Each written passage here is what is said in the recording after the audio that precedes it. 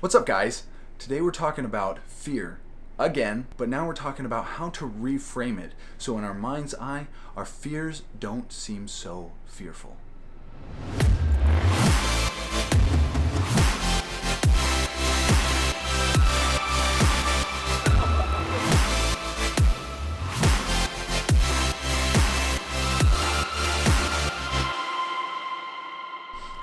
As we seek to overcome fear in our own lives, it's helpful to identify the fear. Sometimes we don't even know what our fears are. Some fears are pretty obvious. Other fears are subtle. Sometimes people aren't sure why they're stressed or why they're anxious. But when it all boils down to it, it all comes down to a fear of some kind. And every fear boils down to a lie. The lie is that because of said circumstance or because of this thing happening, or because I am, or because I'm not, somehow I'm not okay, and I'm not going to be okay. Most of our fears boil down to a phrase, something along the lines of, oh no, what if? And these what ifs can be really anything. They could be, oh no, what if I'm late for work? What if she rejects me? What if I burn the food? What if I don't get the job? What if there's a natural disaster? What if the economy collapses? What if I'm not worth loving? And what if these what ifs actually happen? Because sometimes they do. The thing that causes us to fear and stress isn't those what ifs in themselves. It's the consequences or the idea of the consequences of those what ifs. It's not what if I lose my job. It's more like I'm afraid that I can't provide for my family if I lose that job. Let's use an example like a basketball player. Let's say there's a basketball player who can shoot 20 three-point shots in a row without missing while practicing in a gym. Now let's take that same basketball player and let's put him in the last couple of seconds of a basketball game, the championship game. If he makes the shot, then they win. If he misses the shot, then they lose. And that's just that. Suddenly, there's a lot more pressure, right? You can kind of feel for him. It would be easy to imagine that this person might be under a lot of stress. Even though he could shoot 20 shots in a row, without missing during practice, making one shot in this situation might be a little more difficult, right? But why? You see, he's capable of making the shot, but he fears the consequences of failure. And because he fears it, then it puts a lot more pressure on him, and he's more likely to fail. If this basketball player is practicing in the gym by himself and he shoots 20 shots in a row, there aren't a lot of consequences if he misses the 21st shot. But in a championship game, the consequences might be huge in his mind and also to his team, and so that creates a lot of stress.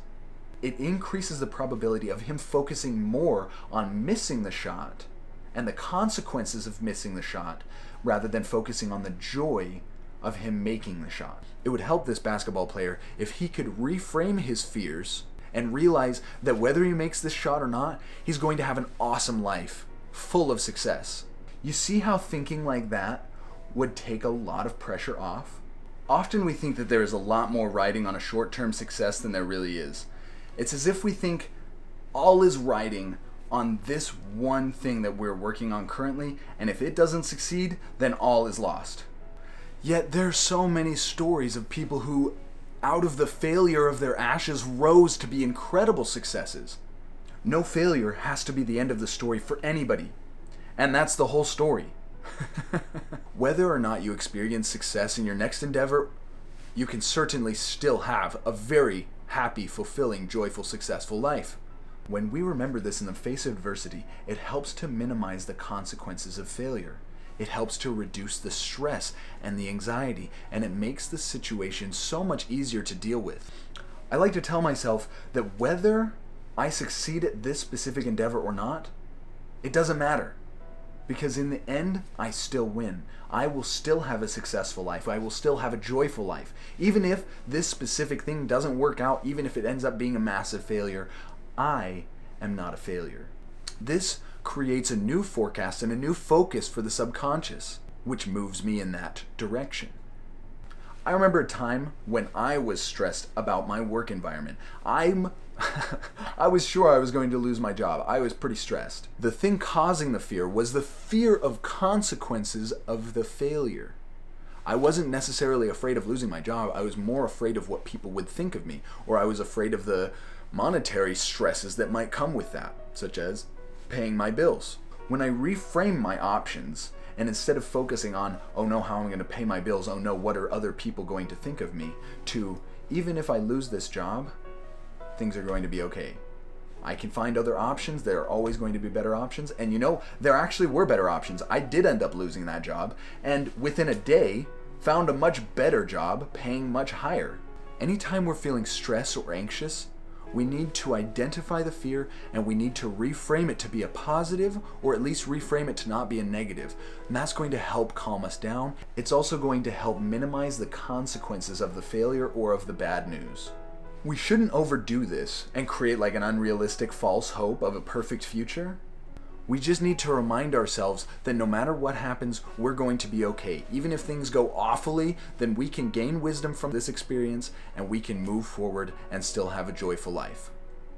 There's an old Chinese proverb of an old farmer, and he gets a horse, right? That's great. Everybody's congratulating him. That's good news. And he went up and he said, that's too soon to tell. Soon enough, that horse actually ran away. And everybody came up and they were very concerned and they were sorry for the farmer. And they said, I'm so sorry about that. That's bad news. And he said, good news? Bad news? It's too soon to tell. Within a few days, the horse comes back, and not only that, but brings another horse with it. That's good news, you might say. But within a couple of days, he gave the other horse to his son, and the son, while trying to break the horse, was flung off and he broke his leg. I'm so sorry for your bad news, said all of the concerned neighbors, but the farmer just responded, good news, bad news. It's too soon to tell. Within a week or so, the emperor's men came through the town and they were actually drafting all able-bodied young men to go fight in the war. The farmer's son was spared because of his broken leg. Most of the young men in that story who went off to war, most of them died.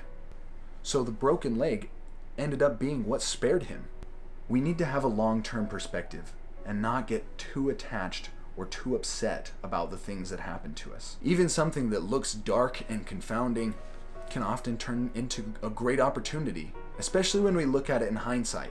I remember when a friend of mine got a warning from his boss that he needed to pick up the pace, he needed to step up his work. And he did. He actually doubled everything that he was doing and he worked so hard. However, the boss still fired him at the end of the month. My friend was devastated and embarrassed, and he felt like a worthless failure. He didn't even know how he was going to survive or pay his bills. This appeared to be the worst news possible, right? But obviously, you know it's not the worst news possible, because otherwise I wouldn't be telling you this story. And within a week, a greater opportunity fell into my friend's lap that he would not have been able to receive had he been working at the same job. He wouldn't have been in the right place at the right time, things wouldn't have worked out, and even if they had, he probably would have said, no, I have to work. But because he lost his job, he was able to open up his schedule and open up his timing to do much greater things. So what looked like the worst news possible ended up being an amazing, beautiful opportunity in hindsight. The trick is to trust that there is a better scenario that is coming for you, even before you can see that better scenario, and while things still look pretty hopeless. It helps to reframe.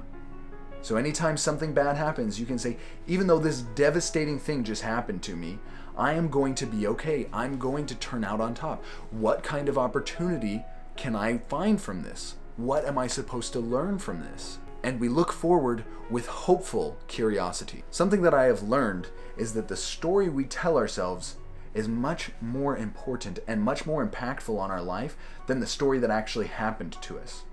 So when it comes to fear, what story are we telling ourselves? Are we telling ourselves the lie that because of this, that somehow I will not be okay?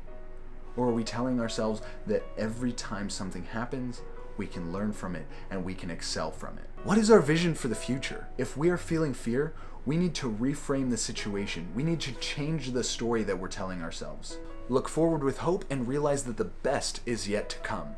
We have every reason to be optimistic in this world. Tragedy is around us, yes. Problems are around us, yes. But you can't and you don't and you won't build out of pessimism or cynicism. You look with optimism. You work with faith, and things will happen. And no matter what happens to you, even if it seems to be the worst news possible, you can still live a joyful life full of success.